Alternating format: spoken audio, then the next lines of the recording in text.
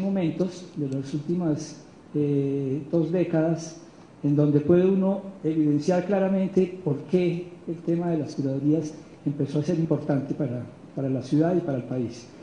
El primer periodo está entre el año 82 y 90, en donde las licencias de construcción estaban reguladas por 2 decretos específicos, cuyo objetivo era enfrentar la creciente demanda de los trámites. Un momento donde los trámites se volvieron apremiantes para las entidades distritales y, por supuesto, había que buscar alguna medida.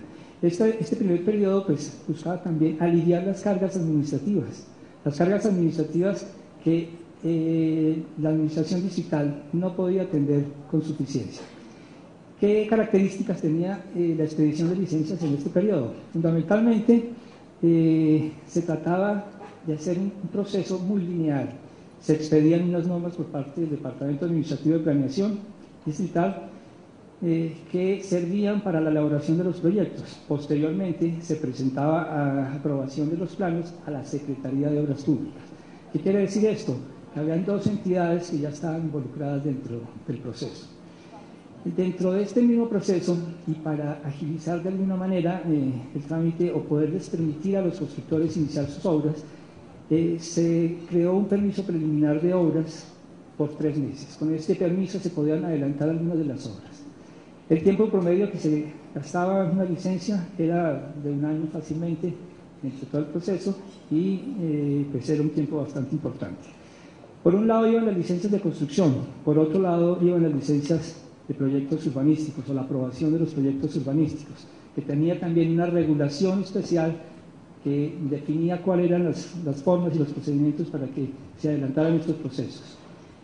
Básicamente su objetivo era regular el procedimiento para desarrollar las urbanizaciones y tenía igualmente un proceso bastante lineal.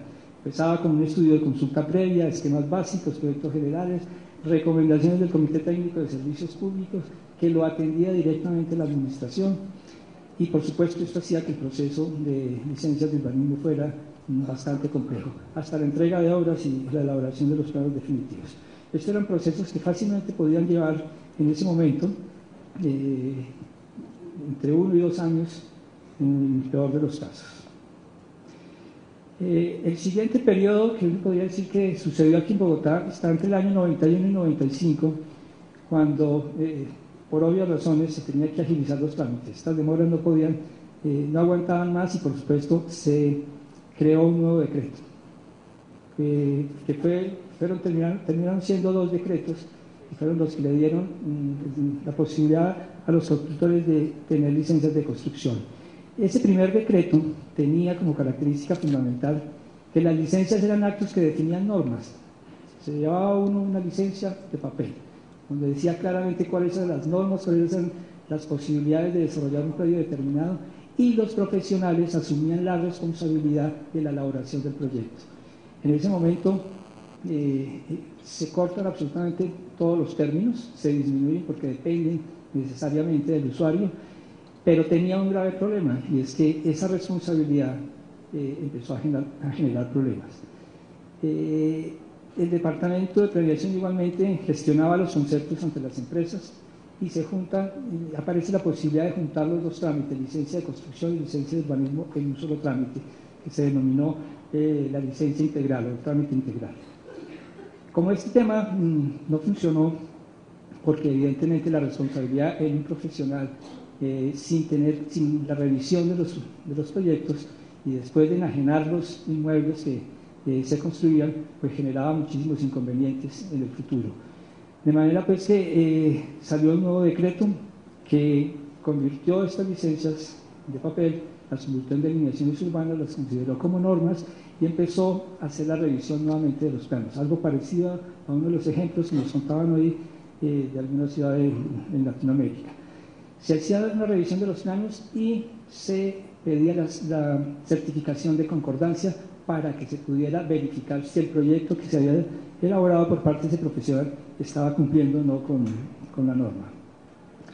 El último periodo, pues podemos decir que está entre el 96 y el 2009, cuando definitivamente desde la perspectiva de la desconcentración administrativa aparecen las figuras de los curadores. con el estudio de proyectos con base en normas definitivamente claras. Empezaron a aparecer desde el distrito. Esta parte, podría uno concluir que en Bogotá intentamos todas las formas de expedir licencias de construcción. Pasamos por diferentes prácticas y definitivamente la que más ha funcionado, la que está funcionando actualmente, es esta última de la figura de los curadores urbanos. La gestión pública de los curadores, vale la pena resaltar dos aspectos.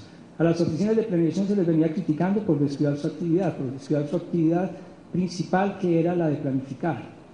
Y por esa razón la política urbana del gobierno promovió la creación de la figura, con miras a propiciar un ajuste institucional local. Aquí hay que resaltar que la figura está regulada por el nivel nacional, pero opera en el nivel local. El régimen legal de los curadores, pues ya lo habían comentado en algún momento también el Ministerio, el viceministro Henao, arranca con los decretos de antitrámites desde el año 95 y tiene una gran regulación. Yo no me voy a detener en esto, pero sí llama la atención y me parece importante que ustedes sepan que esto es un proceso que tiene necesariamente que hacer una carrera en el tiempo y producir muchas regulaciones para que la figura tenga la mejor posibilidad. Hay otra segunda generación de normas, cuando ya las curadurías se habían consolidado, empieza a haber la necesidad de que esta figura tenga mejores condiciones y mejores regulaciones, hasta el decreto 1272 que ya lo han presentado. ¿Quién los designa y por cuánto tiempo? Los curadores son designados por el alcalde municipal mediante un concurso de méritos, por periodos individuales de 5 años. No tenemos una jurisdicción específica sobre el territorio, tenemos alcance sobre la totalidad del territorio, no como alguien podría pensar. No hay nada más peligroso para el ejercicio de una función pública que los monopolios, de manera pues que el tema de la jurisdicción es importante que sea sobre la totalidad del territorio.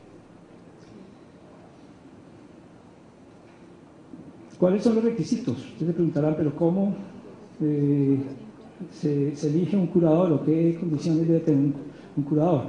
Digamos que lo que hay que resaltar de este aspecto es que se trata de profesionales idóneos, con unas experiencias, con unas trayectorias muy importantes, de mínimo 10 años en el ejercicio del desarrollo urbano, con unos equipos de apoyo muy importantes, con una tecnología muy importante para poder organizar una empresa privada que permita definitivamente atender esta delegación de la función pública.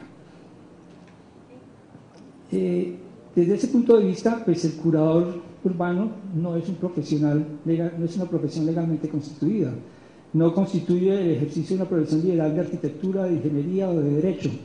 Es una función delegada a particulares con controles disciplinarios y administrativos establecidos para garantizar su cumplimiento.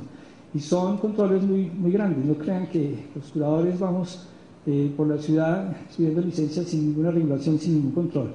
El alcalde municipal es la instancia encargada de vigilar y controlar el cumplimiento de las normas urbanísticas, y el Ministerio del Medio Ambiente y Desarrollo tiene la función de coordinar y hacer el seguimiento.